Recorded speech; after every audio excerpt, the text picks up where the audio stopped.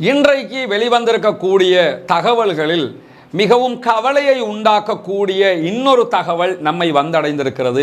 இவர்தான் ஷேக் சாலிஹ் அல் அரூரி என்கிற ஹமாஸினுடைய பெய்ரூத்தை தலைமையமாக கொண்டு இயங்கக்கூடிய ஹமாஸினுடைய முக்கிய தலைவர்களில் ஒருவர். டெல் அவீவ் பத்தி எரியலாம், டெல் அவீவுக்கு மிக கொடூரமான தாக்குதல்கள் நடத்தப்படலாம் என்று இஸ்ரேலிய பத்திரிகைகளை இன்றைக்கு சொல்லுகிற அளவுக்கு மிக கடினமான தாக்குதல்கள் டெல் அவீவை நோக்கி நடத்தப்பட்டு கொண்டிருக்கிறது. சற்று முன்னால் வந்திருக்கக்கூடிய ஒரு முக்கியமான செய்தி என்னவென்றால், கத்தார் அதே நேரத்தில் எகிப்து சார்பாக ஒரு பேச்சுவார்த்தையை மீண்டும் ஒரு பேச்சுவார்த்தையை நடத்துவதற்கான முஸ்தீபுகள் நடத்தப்பட்டது நமக்கு தெரியும். இன்றைக்கு பின்வாசல் வழியாக முதுகில் குத்துகிற மிகப்பெரிய ஒரு அநியாயத்தை இஸ்ரேலியர்கள், குறிப்பாக ஜியோனிச ஆக்கிரமிப்பு பயங்கரவாத ராணுவம் செய்திருக்கிறது. ஷேக் அரூரியினுடைய படுகொலைக்கு பதிலடியாக நாங்கள் கண்டிப்பாக பழிக்கு பழி வாங்குவோம் என்று கஸ்ஸாம் சொல்லுகிற அதே நேரத்தில் எல்லா சமாதான பேச்சுவார்த்தைகளையும் நிறுத்துங்கள் என்று சொல்லியிருக்கிறார்கள். இது இந்த யுத்தத்தினுடைய அடுத்த கட்டத்தை எட்ட வைக்க போகிறது. இதெல்லாம் கண்டுக்காம இருந்தாங்க ஆரம்பத்தில். இப்ப எல்லாருமே யோசிக்க ஆரம்பிச்சாங்க. காசா போர் வந்தது எல்லா அரபு நாடுகளும் யோசிக்க ஆரம்பிச்சுட்டான். எங்கெங்கெல்லாம் இஸ்ரேல்காரன் இருக்கிறான், எங்கெங்கெல்லாம் மொசாத் ஊடுருவிக்கிறான், எல்லாரையும் வலை போட்டு தேடு. ஈரான் பிடிக்க ஆரம்பிச்சான், அத்தனை பேரும் பிடிக்க ஆரம்பிச்சிருக்கக்கூடிய காட்சி நடந்து கொண்டிருக்கிறது. இன்றைக்கு 33 பேரை சர்ன்னு போய் தூக்கிட்டு வந்திருக்கிறாங்க. கரெக்டா தலையில் அடிச்சு தூக்கிட்டு வந்திருக்கிறாங்க. சாகுற நிலையில் இருந்த அந்த மிருகங்களுக்கு கூட உணவு ஊட்டி பாதுகாக்கிற வேலையை இன்றைக்கு காசாவை சேர்ந்த அப்பாவிகள் செய்து கொண்டிருக்கிறார்கள். ஈரான் செங்கடலுக்கு அனுப்பி இருக்கக்கூடிய போர்க்கப்பலை பொறுத்தவரையில் பாபல் மந்த பகுதிகளில் இருக்கக்கூடிய பதட்டத்துக்கு அமெரிக்காவுக்கு பெரும் சிக்கலை அது உண்டாக்கி இருக்கிறது. அவர்கள் இந்த உலகத்தையே செயலிழக்க செய்திருக்கிறார்கள். பெரும் பெரும் இராணுவத்தை முடக்கி உலகத்தை செயலிழக்க செய்திருக்கிறார்கள் என்று அவருடைய பேச்சு ஆரம்பிக்கிறது. ஆரம்பிச்சுட்டு என்ன சொல்றாருன்னு கேட்டா, மாவீரர்களே என்று அவர்களை அழைக்கிறார். உண்மையிலே மாவீரர்கள் தானே. இந்த வரலாறு அவர்களை பற்றி பேசும், இந்த வரலாறு அவர்களை பற்றி எழுதும்.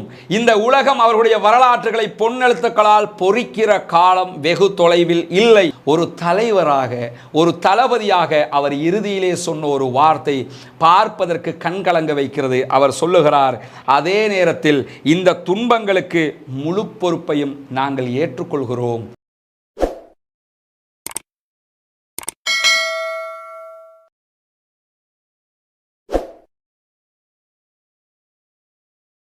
அஸ்ஸலாமு அலைக்கும் வரஹ்மத்துல்லாஹி வபரகாத்துஹு. பேரன்புமிக்க எல்லாம் வல்ல அல்லாஹ்வினுடைய நல்லடியார்களே, அன்பிற்கினிய சகோதரர்களே, தினம்தோறும் காசாவில் நடைபெறுகிற அவலங்கள், அட்டூழியங்கள், கண்ணீர் கதைகள் தொடர்பான செய்திகளை எல்லாம் ஒவ்வொரு நாளும் 2 வீடியோக்களாக நம்ம பார்த்து வர்றோம். இன்றைய நாள் நம்ம பார்ட் 1 வீடியோ போட முடியாமல் போனது. அதற்கான காரணம், அந்த ஏற்கனவே நம்ம ஒரு பேட்டி தனியாக ஒளிபரப்பி இருக்கிறோம். காசாவிலிருந்து நாடு திரும்பி இருக்கக்கூடிய, இலங்கைக்கு வந்திருக்கக்கூடிய 2 குடும்பங்கள் இன்றைக்கு ஊடகவியலாளர் சந்திப்பொன்றை பாலஸ்தீனத்திற்கான, இலங்கைக்கான பாலஸ்தீன தூதரகத்தில் வைத்து நடத்தினார்கள். அப்பொழுதுதான் அவர்களை சந்தித்து நாம் அவர்கள் தொடர்பான கலந்துரையாடலையும் வெளியிட்டிருந்தோம். அந்த குடும்பத்தினுடைய ஒரு குடும்பத்தினுடைய குழந்தைகள் தான் இவர்கள். இவங்களுக்கு 11 வயசு பிள்ளை, சின்ன பிள்ளை. அதே மாதிரி கடைசி பிள்ளை இவர். இன்றைக்கு அவர் ஃபீவராக இருக்கிறார், அவருக்கு காய்ச்சலாக இருக்கிறது. மற்ற குழந்தைகள் இவர்கள். இது பாலஸ்தீன தூதுவராலயத்தில் அவர்கள் இருக்கக்கூடிய காட்சி. இந்த செய்தியை நம்ம போட்டிருந்தோம். நிறைய சகோதரர்கள் நம்மளை தொடர்பு கொண்டு அவங்களுக்கு தங்களால் முடிந்த உதவிகளை செய்ய வேண்டும், எப்படி செய்வது என்று கேட்கிறீர்கள். இன்ஷா அல்லாஹ் நாளை நம்ம அந்த ஃபேமிலி கூட பேசி அவர்களுக்கு எப்படி, என்ன விதத்தில் நீங்கள் உதவ முடியும் என்கிற அவர்களுடைய தொடர்புகளையே நம்முடைய சேனல்லையும், அதே போன்று நம்முடைய வாட்ஸ்அப், நம்முடைய டெலிகிராம் சேனல்களையும் நம்ம போட்டுருவோம். உங்களால் முடிஞ்ச உதவிகளை நீங்களே அவர்களை தொடர்பு கொண்டு வழங்க வேண்டும். வழங்குவது தான் சால சிறந்ததும் கூட. ஈஸியாக அதை செய்வதற்குரிய ஏதாவது ஒரு மெத்தேடை அவர்கள் மூலமாகவே நாம் நாளைக்கு உங்களுக்கு பெற்றுத்தருவோம் என்கிற செய்தியை சொல்லிக்கொள்வதோட, இன்றைய தினம் நிறைய செய்திகள் வந்திருக்கிறது. அதிலும் பல முக்கியமான செய்திகள் வந்திருக்கிறது. அந்த செய்திகளை கடைஞ்செடுத்து சில முக்கியமான செய்திகளை மாத்திரம் இன்றைக்கு நாம் மிக முக்கியமாக பார்க்க இருக்கிறோம். இன்றைக்கு வெளிவந்திருக்கக்கூடிய தகவல்களில் மிகவும் கவலையை உண்டாக்கக்கூடிய இன்னொரு தகவல் நம்மை வந்தடைந்திருக்கிறது. இவர்தான் ஷேக் சாலிஹ் அல் அரூரி என்கிற ஹமாஸினுடைய பெய்ரூத்தை தலைமையமாக கொண்டு இயங்கக்கூடிய ஹமாஸினுடைய முக்கிய தலைவர்களில் ஒருவர் ஷேக் சாலிஹ் அல் அரூரி. இவர் நேற்றைய தினம் அதாவது இந்த வீடியோவை நீங்க பார்க்கும்போது அடுத்த நாளாக வாய்ப்பு இருக்கிறது. நேற்றைய தினம் நடத்தப்பட்ட இஸ்ரேலிய பயங்கரவாத இராணுவத்தினுடைய ஆளில்லா விமான தாக்குதலில் பெய்ரூத் தலைமையகம் தாக்கப்பட்ட இடத்தில் 4 சகோதரர்கள் ஷஹீதாக்கப்பட்டிருக்கிறார்கள். அல்லாஹ் அவர்களை பொருந்து கொள்ள வேண்டும். அதிலே ஹமாஸினுடைய பெய்ரூத்தை தலைமையகமாக கொண்டு இயங்கக்கூடிய குழுவினுடைய தலைவராக இருக்கக்கூடிய ஜெனரல் சாலிஹல் அரூரி அவங்களும் கொல்லப்பட்டிருக்கிறார்கள், ஷஹீதாக்கப்பட்டிருக்கிறார்கள் என்கிற செய்தி இன்றைக்கு நெஞ்சை பிசுகிற விதமாக நம்மை வந்தடைந்திருக்கிறது. இது ஒரு கவலையான செய்தி என்பதில் யாருக்கும் எந்த மாற்று கருத்தும் கிடையாது. திட்டமிட்டு வெளிநாட்டில் இருக்கக்கூடியவர்களை நாங்கள் கொல்லுவோம், கொலை செய்ய இருக்கிறோம் என்று பகிரங்கமாக அவர்கள் அறிவித்திருந்தார்கள். இதே நேரத்தில் அவங்க தேடி போய் கொள்ளுகிற அளவுக்கு இவங்க ஒன்றும் ஒழிச்சுக்கிட்டு இருந்த தலைவர்களும் கிடையாது. பெய்ரூத்தில் நமக்கெல்லாம் தெரியும், பெய்ரூத்தினுடைய தலைமையகத்தில் இருந்து இவர்கள் ஊடகங்களுக்கு பேசிக் கொண்டிருந்தார்கள். குறிப்பாக பெய்ரூத்தில் இருக்கக்கூடிய இன்னொரு தலைவர் தான் ஒசாமா ஹம்தான். இப்படி ஒசாமா ஹம்தான், சாலிஹல் அரூரி அவர்கள் எல்லாம் அங்கே இருந்து செயல்படக்கூடியவர்கள். அந்த பெய்ரூத்தில் வைத்து இன்றைக்கு நடத்தப்பட்டிருக்கக்கூடிய தாக்குதலுடைய வீடியோக்களும் வெளியாக இருக்கிற அந்த வீடியோக்களை நம்ம ரம்பிளில் நம்ம பதிவேற்றம் செய்வோம். ரம்புடைய வீடியோக்களை இன்னைக்கு நம்ம போடுவோம், நீங்க பார்க்க முடியும். சில நாட்கள் நமக்கு போட முடியாமல் போயிடுச்சு. அந்த வீடியோவில் நீங்க பார்க்க முடியும். ஷேக் சாலிஹல் அரூரி அவர்கள் கமாண்டர், ஹமாஸினுடைய கஸ்ஸாம் படைப்பிரிவினுடைய மிக முக்கியமான தளபதிகளில் ஒருவர். அவர் இன்றைக்கு இஸ்ரேலுடைய அநியாய தாக்குதலில் கொல்லப்பட்டிருக்கிறார் என்கிற கவலையான செய்தி வந்திருக்கக்கூடிய நேரத்தில் இதற்கு பதிலடியாக கஸ்ஸாம் பிரிகேட், இந்த செய்தி வந்த நிமிடத்திலிருந்து கஸ்ஸாம் பிரிகேடும் அங்கிருக்கக்கூடிய சுதந்திர போராளிகளும் தாறுமாறான எதிர்த்தாக்குதல்களை டெல் அவிவை நோக்கி நடத்தி கொண்டிருக்கிறார்கள். டெல் அவிவ் பத்தி எரியலாம், டெல் அவிவுக்கு மிக கொடூரமான தாக்குதல்கள் நடத்தப்படலாம் என்று இஸ்ரேலிய பத்திரிகைகளை இன்றைக்கு சொல்லுகிற அளவுக்கு மிக கடினமான தாக்குதல்கள் டெல் அவிவை நோக்கி நடத்தப்பட்டுக் கொண்டிருக்கிறது. அந்த தாக்குதலுடைய செய்திகள் எல்லாம் வந்து கொண்டிருக்கக்கூடிய நேரத்தில் சற்று முன்னால் வந்திருக்கக்கூடிய ஒரு முக்கியமான செய்தி என்னவென்றால், கத்தார் அதே நேரத்தில் எகிப்து சார்பாக ஒரு பேச்சுவார்த்தையை, மீண்டும் ஒரு பேச்சுவார்த்தையை நடத்துவதற்கான முஸ்தீபுகள் நடத்தப்பட்டது நமக்கு தெரியும். இஸ்மாயில் ஹனியா, அதாவது ஹமாஸினுடைய தலைவர்கள் ஒருவராக இருக்கிற தோஹாவிலிருந்து இஸ்மாயில் ஹனியா அவங்க வந்திருந்தாங்க. அதே அதாவது கைரோவுக்கு போயிருந்தாரு. மற்ற தலைவர்கள் எல்லாம், மற்ற அமைப்புடைய தலைவர்கள் எல்லாம் அழைத்து பேசியிருந்தார்கள். இதே நேரத்தில் கத்தாருடைய பிரதமரோடு நார்வேயில் வைத்து மொசாதினுடைய தலைவரும் சிஐஏயினுடைய டைரக்டரும் அமர்ந்து ஒரு பேச்சுவார்த்தை நடத்தியிருந்தார்கள். இந்த யுத்தத்தை எப்படி முடிவுக்கு கொண்டு வருவது என்பதற்கான ஆலோசனைகளை அவர்கள் செய்து கொண்டிருந்தார்கள் என்கிற பேச்சுக்களை எல்லாம் நம்ம சொல்லி இருந்த நேரத்தில் இன்றைக்கு திட்டவட்டமாக கஸ்ஸாம் பிரிகேட் அதிரடியாக அறிவித்திருக்கிறார்கள், அத்தனை பேச்சுவார்த்தையும் நிறுத்தப்பட வேண்டும். எந்த பேச்சுவார்த்தைக்கும் நாங்கள் தயாரில்லை, அத்தனை பேச்சுவார்த்தையும் ஸ்டாப் பண்ணுங்க. இனிமேல் நேருக்கு நேர் அவர்களை வளமையில் நாங்கள் சந்திப்பதை விட வேகமாக சந்திக்க இருக்கிறோம், 2இல் 1 பார்க்க இருக்கிறோம் என்கிற செய்தியை இன்றைக்கு சற்று முன்னால் ஹமாஸ் மற்றும் அங்கு போராடக்கூடிய சுதந்திர போராளிகளுடைய குழு அறிவித்திருக்கிறார்கள் என்கிற செய்தியும் வந்திருக்கிறது. அவர்கள் இன்றைக்கு எதை செய்யக்கூடாதோ அந்த ஒரு காரியத்தை செய்திருக்கிறார்கள் என்பதுதான் நம்ம புரிஞ்சுக்கிற வேண்டிய விஷயமாக இருக்குது. ஏன்னு கேட்டா, இன்றைக்கு சாலிஹல் அரூரியினுடைய படுகொலையை பொறுத்தவரையில, அவர் கொலை செய்யப்பட்டு ஷஹீதாக்கப்பட்டதை பொறுத்தவரையில இது கண்டிப்பாக மிகப்பெரியதொரு விலையை இஸ்ரேல் கொடுக்க வேண்டி வரும். ஏற்கனவே தோல்விக்கு மேல் தோல்வி கண்டு கொண்டிருக்கிறார்கள், படைகள் வெளியேற்றப்பட்டு கொண்டிருக்கிறது. நார்த் காசாவில் இருந்து 2 படைப்பிரிவுகள் இன்றைக்கு வெளியேற்றப்பட்டு விட்டார்கள். வெளியேற்றப்பட்டது மட்டுமல்லாமல் நார்த் காசாவில் காசாவை சேர்ந்த மக்கள் படையெடுத்து போய் கொண்டிருக்கிறார்கள் என்கிற செய்தியும் இன்றைக்கு இறுதி நேரத்தில் வந்து கொண்டிருக்கிறது. மக்கள் அங்கே போய் கொண்டிருக்கிறார்கள், வடக்கு காசாவுக்கு போய் கொண்டிருக்கிறாங்க. பிணங்களுக்கு அதாவது அங்க இருக்கக்கூடிய சூழல் எப்படி இருக்கிறது என்றால், குப்பை மேடுகளாக இருக்கிறது, இரத்த கசிவுகளாக இருக்கிறது, துர்நாற்றம் வீசிக்கொண்டிருக்கிறது என்றெல்லாம் இன்றைக்கு ஜசீராவுக்கு அவங்க பேட்டி கொடுத்திருக்கக்கூடிய காட்சிகள் எல்லாம் இருக்கிறது. இப்படி தோல்விக்கு மேல் தோல்வி கண்டு விரண்டு ஓடுகிற நேரத்தில் இன்றைக்கு பின்வாசல் வழியாக முதுகில் குத்துகிற மிகப்பெரிய ஒரு அநியாயத்தை இஸ்ரேலியர்கள், குறிப்பாக ஜியோனிச ஆக்கிரமிப்பு பயங்கரவாத ராணுவம் செய்திருக்கிறது. ஷேக் அரூரியினுடைய படுகொலைக்கு பதிலடியாக நாங்கள் கண்டிப்பாக பழிக்கு பழி வாங்குவோம் என்று கஸ்ஸாம் சொல்லுகிற அதே நேரத்தில் எல்லா சமாதான பேச்சுவார்த்தைகளையும் நிறுத்துங்கள் என்று சொல்லி இருக்கிறார்கள். இது இந்த யுத்தத்தினுடைய அடுத்த கட்டத்தை எட்ட வைக்க போகிறது. இன்னும் ஒரு காட்டமான யுத்தத்தை நோக்கி அடுத்த கட்டம் போக போகிறது என்பதை காட்டுகிறது என்பதை நம்ம புரிஞ்சுக்கிறோம். இதனுடைய அடுத்தடுத்த செய்திகள் என்ன என்பது அவ்வப்போது வரும்போது நாம் தெரிந்து கொள்ள முடியும். இன்றைக்கு இந்த ஷேக் அரூரியுடைய சம்பவங்கள் மாத்திரமல்லாமல் இன்றைக்கு மிக முக்கியமான ஒரு வேலையை துருக்கி செய்திருக்கிறது. அது என்ன வேலையை துருக்கி செய்திருக்கிறது என்கிறத பார்த்தீங்கன்னு சொன்னா, துருக்கியில இன்றைக்கு 8 மாநிலங்களில் அதிரடி தேடுதல் வேட்டைகள் திடீரென்று நடத்தப்பட்டது. துருக்கியில் நடத்தப்பட்ட அதிரடி தேர்தல் வேட்டைகளில் 8 மாநிலங்களில் சுமார் 33 மொசாதுடைய உளவாளிகள் கைது செய்யப்பட்டிருக்கிறார்கள். அல்லாஹ்வுடைய உதவியில் துருக்கியை நாம் பாராட்டிய தீர வேண்டும். ஏன் தெரியுமா? இதெல்லாம் கண்டுக்காம இருந்தாங்க ஆரம்பத்தில். இப்ப எல்லாருமே யோசிக்க ஆரம்பிச்சிட்டாங்க. காசா ஓர் வந்தது எல்லா அரபு நாடுகளும் யோசிக்க ஆரம்பிச்சுட்டான். எங்கெங்கெல்லாம் இஸ்ரேல்காரன் இருக்கிறான், எங்கெங்கெல்லாம் மொசாத் ஊடுருவிக்கிறான், எல்லாரையும் வலை போட்டு தேடு. ஈரான் பிடிக்க ஆரம்பிச்சான். அத்தனை பேரும் பிடிக்க ஆரம்பிச்சிருக்கக்கூடிய காட்சி நடந்து கொண்டிருக்கிறது. இன்றைக்கு 33 பேரை சர்ன்னு போய் தூக்கிட்டு வந்திருக்கிறாங்க. கரெக்டா தலையில அடிச்சு தூக்கிட்டு வந்திருக்கிறாங்க. 33 பேர் துருக்கியிலே மொசாதுடைய உளவாளிகள் கைது செய்யப்பட்டிருக்கிறார்கள். யோசிச்சு பாருங்க, அவர்களுடைய உளவு பிரிவு எவ்வளவு பவர்ஃபுல்லா இருந்திருக்கும். இந்த உளவாளிகள் 33 பேரை தூக்குறதாக இருந்தால் இப்படி ஒரு பவர்ஃபுல்லான ஒரு வேலையை இன்றைக்கு துருக்கி செய்திருக்கிறார்கள். இப்படியான நேரத்தில் இன்றைக்கு இந்த வாரம் மேலும் 2 படைப்பிரிவுகளை நாங்கள் வாபஸ் எடுத்து விடுவோம் என்று சொல்லி இஸ்ரேலிய ராணுவம் இன்றைக்கு அறிவித்திருக்கிறார்கள். அப்படி இருக்கிற நேரத்தில் காசா பகுதிகளில் இருந்து இன்னைக்கு பல படைகள் வெளியேறிக்கிட்டு இருக்கிற காரணத்தினால பொதுமக்கள் அங்கே போய் கொண்டிருக்கிறாங்கிற செய்தி நம்ம முன்னாடியும் சொல்லியிருந்தோம். பொதுமக்கள் தற்போது அங்கே போகிறார்கள் என்கிற செய்திகள் வந்து கொண்டே இருக்கிற நேரத்தில் இஸ்ரேல் தன்னுடைய நலனுக்காக வேண்டித்தான் அவர்களை வெளியே எடுக்கிறது என்கிற செய்தியை இன்றைக்கு இஸ்ரேலி டுடே சொல்லியிருக்கிறாங்க. நலனுன்னா ஆய்வு செய்யறதுக்கு பெரிய நலன் எல்லாம் கிடையாது. இஸ்ரேல் பொருளாதார ரீதியாக சுமார் 55 பில்லியன் US டாலர் அளவுக்கு இதிலே நஷ்டம் அடைந்திருக்கிறார்கள். அதை பாதுகாத்துக் கொள்வதற்காக அவர்கள் அந்த படைகளை எல்லாம் இப்ப வாபஸ் பெற ஆரம்பிச்சிருக்கிறாங்க. வாபஸ் பெற்றாலும் இன்றைக்கு ஷேக் அரூரி மீதான தாக்குதலை தொடர்ந்து தாக்குதல் உக்கிரமாகி இருக்கிறது. எனவே தற்போது இஸ்ரேல் பெரிய விலை கொடுக்க வேண்டி வரும் என்பதும் நாம புரிஞ்சு கொள்ள வேண்டி இருக்கிற நேரத்தில் இன்றைக்கு காசாவுக்குள்ள என்ன எல்லாம் நடைபெற்றிருக்கிறது பாத்தீங்கன்னு சொன்னா, இன்றைக்கு முக்கியமாக இப்படி ஒரு புகைப்படம் வெளியிடப்பட்டிருக்குது. அல் ஜசீரா வெளியிட்டிருக்கக்கூடிய ஒரு புகைப்படம். இது என்ன புகைப்படம் பாத்தீங்கன்னா, இது கான் யூனிஸ் பகுதிகளில் இருக்கக்கூடிய ஒரு ஜூ, ஒரு மிருக காட்சாலை. அந்த மிருக காட்சாலையில் தான் பொதுமக்கள் வந்து குடியேறி இருக்கிறார்கள்.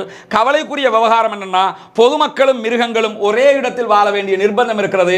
சாகிற நிலையில் இருந்த அந்த மிருகங்களுக்கு கூட உணவு ஊட்டி பாதுகாக்கிற வேலையை இன்றைக்கு காசாவை சேர்ந்த அப்பாவிகள் செய்து கொண்டிருக்கிறார்கள். இங்க பாத்தீங்கன்னு சொன்னா மிருக காட்சாலை, அதுக்குள்ள சிங்கம் புலி எல்லாம் இருக்குது. அதுக்குள்ளதான் பொதுமக்களும் வந்து தற்போது வாழ்ந்து கொண்டிருக்கிறார்கள். இப்படியெல்லாம் அவர்கள் கஷ்டத்திற்கு மேல் கஷ்டப்பட்டு கொண்டிருக்க கூடிய நேரத்தில் இன்றைக்கு வந்திருக்கக்கூடிய இன்னொரு முக்கியமான செய்தி என்னன்னு கேட்டா, இஸ்ரேலிய சிறைகளில் இருக்கக்கூடிய சிறை கைதிகள், அதாவது பாலஸ்தீன அப்பாவி சிறை கைதிகள் கடந்த மாதத்தோடு ஒப்பிடும்போது இந்த மாதம் 150% அதிகரித்திருக்கிறார்கள். அவ்வளவு பேரை பிடிச்சிக்கிட்டு போய்கிட்டே இருக்காங்க. நேற்று நைட்டு மட்டும் வெஸ்ட் பேங்க்ல சுமார் 6 இடங்களில் ரைடு பண்ணியிருக்கிறாங்க. பொதுமக்களை கைது பண்ணிக்கிட்டே போறான். ரோட்டுக்கு வருவான், வந்து பிடிச்சிக்கிட்டு போயிடுவான். யார் என்னன்னு பார்க்க மாட்டான். சின்ன பிள்ளையா, பொம்பளை பிள்ளையா, ஆம்பளை பிள்ளையா, யாரா இருந்தாலும் சரி கைது பண்ணிவிட்டு போகிற ஒரு வேலையை இஸ்ரேலிய ஆக்கிரமிப்பு ராணுவம் செய்து கொண்டிருக்கிறது. அப்படி இருக்கிற நேரத்தில் ப்ளூம்பர்க் இன்றைக்கு வெளியிட்டிருக்கக்கூடிய ஒரு அதிர்ச்சிகரமான செய்தி என்னன்னு சொன்னா, ஈரான் செங்கடலுக்கு அனுப்பி இருக்கக்கூடிய போர்க்கப்பலை பொறுத்தவரையில் பாபல் மந்த பகுதிகளில் இருக்கக்கூடிய பதட்டத்துக்கு அமெரிக்காவுக்கு பெரும் சிக்கலை அது உண்டாக்கி இருக்கிறது என்கிற செய்தி இன்றைக்கு வெளியாக இருக்கு. நமக்கு தெரியும், பாபல் மந்த பகுதிகளுக்கு ஈரானுடைய போர்க்கப்பல் போயிருக்கிறது. அந்த போர்க்கப்பலை பொறுத்தவரை அதில் விமானம் தாங்கி கப்பல் கிடையாது, அது ஏவுகணை தாங்கி கப்பல். 1000 கிலோமீட்டருக்கு ஏவுகணை ஏவக்கூடிய சக்தி வலு அதற்கு இருக்கிறது. அந்த கப்பல் அவங்க அங்கே அனுப்பியிருக்கிறாங்க. அனுப்பியது அமெரிக்காவுக்கு பெருத்த தலையீடியாக தற்போது மாறி இருக்கிறது. குறிப்பாக மெடிட்டேரியன் சீல இருந்து அமெரிக்காவுடைய கப்பல் வெளியேறிவிட்டது. அதாவது செங்கடல்ல தான் அவங்க இருக்கிறாங்க. இருக்கிற நேரத்தில் இந்த கப்பல் போன அதே நேரத்தில் இன்றைய தினம் அமெரிக்காவினுடைய ஒரு கப்பலை நோக்கியும் ஹூதிகள் தாக்குதல் நடத்தி இருக்கிறார்கள் என்கிற செய்திகளும் வந்திருக்கும் போதுதான் ஈரானுடைய கப்பல் ரெட் சீல போய் பாபல் மந்தபை ஒட்டி நின்று கொண்டிருக்கிறார்கள். எனவே அமெரிக்கா தற்போது அடுத்த கட்ட தாக்குதல்களை நடத்துவதற்கு பெரும் இடைஞ்சலாக இது மாறி இருக்கிறது என்கிற செய்தியும் இன்றைக்கு ப்ளூம்பர்க் செய்தி இணையதளத்தில் வெளியாகி இருக்கக்கூடிய நேரத்தில் இஸ்ரேலிய ஊடகங்கள் இன்றைக்கு சொல்லியிருக்கக்கூடிய ஒரு செய்தி என்னன்னு கேட்டா, இன்னைக்கு அந்த பாபல் மந்தபில் ஈரானுடைய ராணுவ கப்பல் போய் நிற்கும் போதே தாக்குதல் நடத்தப்பட்டிருப்பது என்பது அது மிகப்பெரியதொரு அவமானமாக மாறி இருக்கிறது என்கிற செய்தியை இஸ்ரேலிய ஊடகங்கள் இன்றைக்கு சொல்லி இருக்கக்கூடிய நேரத்தில் என்ன ஆகுதுன்னு சொன்னா, காசாவில் தாறுமாறான பயங்கர மோதல் நடைபெற்று கொண்டிருக்கிறது. குறிப்பாக பெய்ரூத்தில் இருக்கக்கூடிய ஹமாஸினுடைய தளபதி கொல்லப்பட்டதை தொடர்ந்து அதற்கு எதிராக ஹமாஸ் சார்பாக டெல் அவிவை நோக்கி அவர்கள் ஏவுகணை தாக்குதல்கள் நடத்துகிற அதே நேரத்தில் உள்ளுக்குள்ளேயும் தாறுமாறான வெறிகொண்ட தாக்குதல்களை நடத்தி கொண்டிருக்கிறார்கள் என்கிற செய்திகள் வந்திருக்கும் போது என்ன ஆகுதுன்னு சொன்னா, இன்றைக்கு கஸ்ஸாம் படையணி செய்திருக்கக்கூடிய காரியங்கள் இன்றைக்கு வெளிப்படுத்தப்பட்டிருக்கு. குறிப்பாக நேற்றிரவு பேசிய கஸ்ஸாம் பிரிகேடினுடைய ஊடக பேச்சாளர் மீடியா ஸ்போக் பர்சனாக இருக்கக்கூடிய அபு உபைதா என்ன சொல்லியிருக்கிறார் என்று கேட்டா, அங்க இருக்கக்கூடிய பாலஸ்தீன போராளிகள் 71 ராணுவ வாகனங்களை முழுமையாக அழித்திருக்கிறார்கள் என்கிற செய்தியை சொல்லியிருக்கிறார். 71 ஆர்ம் வெஹிக்கிள்ஸ் மொத்தமாக டிஸ்ட்ராய் பண்ணப்பட்டிருக்கிறது. அப்படி ஒரு தாக்குதல் அங்கே நடைபெற்று வருகிறது. அதே நேரத்தில் மத்திய காசாவினுடைய புரூஜ் அகதிகள் முகாமுக்கு கிழக்கு பகுதிகளில் மெர்காவா டேங்க் கொண்டு இன்றைக்கு காலி செய்யப்பட்டிருக்கிறது. அதே போன்று மெஷின் கன்னு, கையெறி குண்டுகள் இதெல்லாம் பயன்படுத்தி 5 பேர் கொண்ட ஒரு படையணியை மொத்தமாக காலி செய்திருக்கிறோம் என்று கஸ்ஸாம் பிரிகேட் சொன்னது மட்டுமல்லாம எங்களுடைய போராளிகள் யாருக்கும் எந்த பாதிப்புகளும் வரவில்லை என்கிற செய்தியையும் அவர்கள் சொல்லி இருக்கிறார்கள். அது மட்டுமல்லாம கான் யூனுஸ்ல தென்கிழக்கில் இருக்கக்கூடிய வாகனங்கள், அதாவது இஸ்ரேலுடைய வாகன கூட்டத்தை நோக்கி மோட்டார் குண்டு தாக்குதல்களை நடத்தி இருக்கிறோம், நிறைய வாகனங்களை அழித்திருக்கிறோம் என்கிற செய்தியையும் கஸ்ஸாம் பிரிகேட் இன்றைக்கு சொல்லியிருக்கக்கூடிய நேரத்தில் புரூஜ் முகாமுக்கு வடகிழக்கில் இதே மாதிரி நாங்கள் கனரக வாகனங்கள் அவர்களுடைய அந்த மெர்காவா உள்ளிட்ட பல வாகனங்கள் மீது தாக்கு நடத்தி இருக்கிறோம், பல பேரை அழித்திருக்கிறோம்ங்கிறாங்க. இந்த எண்ணிக்கைகள் எல்லாம் நாளைய தினம் தான் வெளியே வரும், எத்தனை பேர் செத்துருக்கிறாங்கிறது. ஏன்னா இஸ்ரேல் முழுமையாக சொல்ல மாட்டான்றது நமக்கு தெரியும். ஆனால் இவர்கள் சொல்லும் போது நாம் நாளைக்கு புரிந்து கொள்ள முடியும். அதே மாதிரி கான் யூனுஸுடைய வடக்கு பகுதிகளில் அல் கராராங்கிற பகுதியில் மெர்காவா டேங்க் காலி செய்யப்பட்டிருக்கிறது. கான் யூனுஸுடைய தென் பகுதிகளிலையும் மெர்காவா டேங்க் மீது அட்டாக் பண்ணி இருக்கிறாங்க, காலி அது அழிக்கப்பட்டிருக்கிறது என்கிற செய்திகள் வந்தது மட்டுமல்லாமல் அல் மஹத்தா என்கிற பகுதிகளில் நிறைய புல்டோசர்ஸ்களை நாங்கள் அழித்திருக்கிறோம் என்கிற செய்திகளையும் அவர்கள் சொல்லியிருக்கக்கூடிய நேரத்தில் தான் இன்றைக்கு ஹமாஸினுடைய தலைவர் இஸ்மாயில் ஹனியா அவர்கள் ஒரு முக்கியமான உரையை ஆற்றி இருக்கிறார். இன்றைக்கு தோஹாவில் இருந்து இஸ்மாயில் ஹனியா அவங்க என்ன செஞ்சிருக்கிறாங்கன்னு கேட்டா, உலக மக்களுக்கும் குறிப்பாக பாலஸ்தீன மக்களுக்கும் ஒரு முக்கியமான உரையை ஆற்றியிருக்கிறார். இன்றைக்கு நாம் தெரிந்து கொள்ள வேண்டிய ஒரு முக்கியமான பகுதி இஸ்மாயில் ஹனியாவினுடைய பேச்சும், அதைத் தொடர்ந்து இன்றைக்கு இஸ்ரேலுடைய முக்கியமான ராணுவ துணை தளபதியில் ஒருவர் பேசியிருக்கக்கூடிய பேச்சும் நாம் கட்டாயம் தெரிந்து கொள்ள வேண்டும். இஸ்மாயில் ஹனியா தற்போது நடக்கிற யுத்தத்தினுடைய போங்கை பற்றி கிறிஸ்டல் கிளியரான ஒரு செய்தியை நமக்கு சொல்லியிருக்கிறார். என்ன நடக்கிறது, அடுத்து என்ன நடக்கும், என்ன வென்றுவாங்களா தோற்றுருவாங்களா என்றெல்லாம் யோசிக்கிறவர்களுக்கு அத்தனை பேருக்கும் நமக்கெல்லாம் சேர்த்து அவர் என்ன சொல்றார் என்று கேட்டா, பாலஸ்தீன மக்கள் உறுதியாகவும் அற்புதமாகவும் இந்த உலகத்திற்கு சிறந்ததொரு முன்னுதாரணத்தை காட்டியிருக்கிறார்கள். சொல்லிட்டு என்ன சொல்றாருன்னு கேட்டா, அவர்கள் இந்த உலகத்தையே செயலிழக்க செய்திருக்கிறார்கள், பெரும் பெரும் இராணுவத்தை முடக்கி உலகத்தை செயலிழக்க செய்திருக்கிறார்கள் என்று அவருடைய பேச்சு ஆரம்பிக்கிறது. ஆரம்பிச்சுட்டு என்ன சொல்றாருன்னு கேட்டா, ஜெருசலம் அதே போன்று வெஸ்ட் பேங்க் பகுதிகளில் இருக்கக்கூடிய எங்களுடைய மக்கள் துஷ்பிரயோகத்துக்குள்ளாக்கப்படுகிறார்கள், அடக்குமுறைக்குள்ளாக்கப்படுகிறார்கள், பயங்கரவாத செயல்களில் அவர்களை பயங்கரவாதமாக அவர்கள் தாக்கப்படுகிறார்கள். அதே நேரத்தில் அவர்கள் மீது ஊடுருவல்கள் நடத்தப்படுகிறது, மரண தண்டனைகள் விதிக்கப்படுகிறது. இப்படி கைதுகள், வெறித்தனங்கள் என்று சொல்லி அவர்களுடைய உறுப்புகளை சிதைக்கிறார்கள், அவர்களை துன்புறுத்துகிறார்கள், அவர்களை கொல்லுகிறார்கள், அவர்களை கடத்துகிறார்கள், அவர்களை கைது செய்கிறார்கள். இப்படி அநியாயங்கள் எல்லாம் செய்கிற நேரத்திலும் எங்களுடைய மக்கள் சுதந்திரம் மட்டும்தான் வேண்டும் என்று பிடிவாதமாக நிற்கிறார்கள் என்கிறார் இஸ்மாயில் ஹனியா. சொல்லிட்டு என்ன சொல்றாருன்னு கேட்டா, 88 நாட்களாக எங்களை களத்தில் தோற்கடிக்க முடியாமல் திணறுகிறது இஸ்ரேல் அப்படிங்கிறாரு.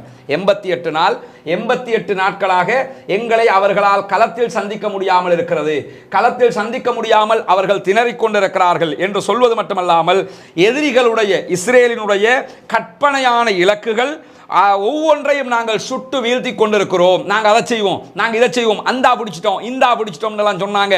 எல்லா இலக்குகளையும், கற்பனையான இலக்குகள் அத்தனையும் நாங்கள் வீழ்த்தி கொண்டிருக்கிறோம். அது மட்டுமல்லாமல் முதலாவது மற்றும் இரண்டாவது கட்டங்களில் போராளிகளை அகற்றி விடலாம் என்று அவர்கள் நினைத்தார்கள், தோற்கடித்து விடலாம் என்று நினைத்தார்கள். ஆனால் அவர்கள் தான் தோல்வி அடைந்தார்கள்.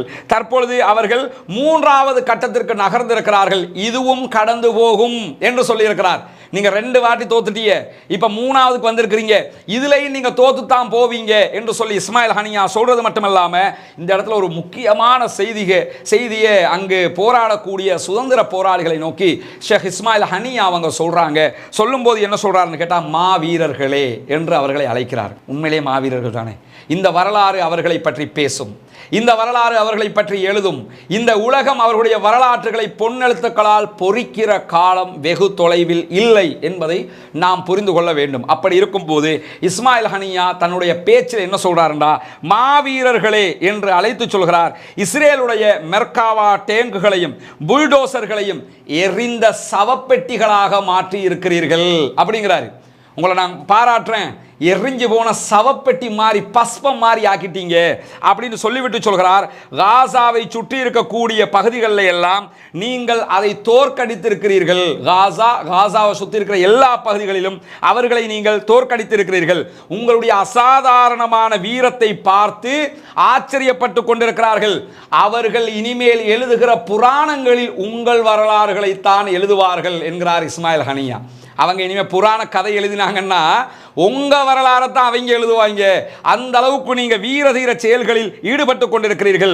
உண்மையாகவே அவர் சொல்லுகிறார், உண்மையாகவே நாடுகளுடைய தலைவர்களும் படைகளில் இருக்கக்கூடிய அதிகாரிகளும் உங்களுடைய படைபலத்தையும் உங்களுடைய டேலண்டையும் நினைத்து மெச்சி பார்த்து கொண்டிருக்கிறார்கள். ஆச்சரியமா பார்த்துக்கிட்டு இருக்கிறாங்க. எப்படிடா உலகமே பார்க்கதா இல்லையா? எப்படி இப்படி ஒரு சின்ன குரூப் உட்கார்ந்துக்கிட்டு இவ்வளவு பெரிய இஸ்ரேலிய ராணுவத்தை அழித்து ஒழித்து கொண்டிருக்கிறார்களே என்று ஆச்சரியமாக பார்த்து கொண்டிருக்கிறார்கள். சொல்லிட்டு இஸ்மாயில் ஹனியா அவர்கள் சொல்லுகிறார்கள் தொடர்ந்து, நீங்கள் வெல்ல முடியாத ஒரு ராணுவத்தை எதிர்கொள்ளும் போது அவர்கள் ஆச்சரியப்படுகிறார்கள். உலகத்தில் வெல்ல முடியாத ஒரு ராணுவம் என்று சொல்லி இஸ்ரேலுடைய ராணுவத்தை சொல்லியிருந்தார்கள். அவர் சொல்றாரு, அந்த ராணுவத்தை நீங்கள் எதிர்கொள்வதை பார்த்து அவர்கள் ஆச்சரியப்பட்டு கொண்டிருக்கிறார்கள். ஆச்சரியப்படுவதும் அல்ல, அவர்களை அறியாமல் உங்களுக்கு சல்யூட் அடித்துக் கொண்டிருக்கிறார்கள். உண்மை அதுதான். அவன் என்ன சொன்னாலும் அவருடைய தளபதி ஒருவர் பின்னால் பேசிய செய்தியை நான் சொல்றேன். அவர் சொல்லும் போதே செல்யூட் அடிக்கிற கதையோடு தான் அவர் சொல்லிக் கொண்டிருக்கிறாரு. உங்களை பார்த்து தோற்கடிக்க முடியாத ராணுவம் என்று பேசப்படுகிறவர்கள் செல்யூட் அடித்துக் கொண்டிருக்கிறார்கள் என்கிற செய்தியை மட்டும் சொல்லாம அவர் சொல்றாரு, முஜாஹிதீன்களும் அவர்களுடைய தளபதிகளும் நலமாக இருக்கிறார்கள். எப்படி ஆனாங்க, என்ன ஆனாங்க என்கிற செய்தி இருக்குதா இல்லையா? அவர் சொல்றாரு, இந்த அபூ உபைதா மௌத்தா போயிட்டாரு, அவரை கொண்டுட்டாங்கங்கிற செய்திகள் வந்தா இன்னைக்கு எப்படி ஷேக் சாலிஹ் அவங்க கொல்லப்பட்டிருக்கிறாங்களோ அந்த செய்தி எப்படி ஹமாஸ் ஒத்துக்கொண்டிருக்குதோ அது மாதிரி ஒத்துக்கொண்டுருவாங்க.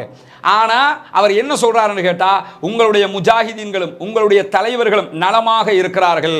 வெளிப்படையாக யார் கொல்லப்பட்டிருக்கிறதாக சொல்லப்படுகிறதோ அவர்களை தவிர வேற அத்தனை பேருமே நலமாகத்தான் இருக்கிறார்கள் என்கிற செய்தியை சொல்லிவிட்டு, அவர்கள் தங்களுடைய தலைமை பொறுப்புகளையும் அனைத்து பொறுப்புகளையும் திறமையாக செய்து கொண்டிருக்கிறார்கள் என்பதை நான் நம்முடைய தேசத்திற்கு உறுதியாக சொல்லிக் கொள்கிறேன். அவங்களுடைய பணியை மிகச்சிறப்பாக செய்து கொண்டிருக்கிறார்கள், கவலைப்படாதீர்கள் என்கிற செய்தியை இஸ்மாயில் ஹனியா நெஞ்ச பிசிஞ்செடுக்கிற மாதிரி ஒரு செய்தியை இன்றைக்கு அந்த மக்களுக்கு சொல்லிவிட்டு சொல்கிறார். 2வது கட்டத்திலிருந்து 3வது கட்டத்திற்கு நகர்ந்து நாம் எழுந்துவிடக் கூடாது என்பதற்கான புதிய தாக்குதல் யுக்திகளை முன்னெடுக்க போவதாக இஸ்ரேல் சொல்லிக் கொண்டிருக்கிறது. அந்த 3ஆம் கட்ட அவர்களுடைய தாக்குதல்களும் கண்டிப்பாக தோல்வியில் தான் முடிய போகிறது. பாலஸ்தீனத்தினுடைய மாவீரர்கள், காசாவினுடைய மாவீரர்கள், கஸ்ஸாமினுடைய மாவீரர்கள், மற்ற அனைத்து எதிர்ப்பு பிரிவுகளுடைய மாவீரர்களும் இன்று வரலாற்றை உருவாக்கி கொண்டிருக்கிறார்கள்.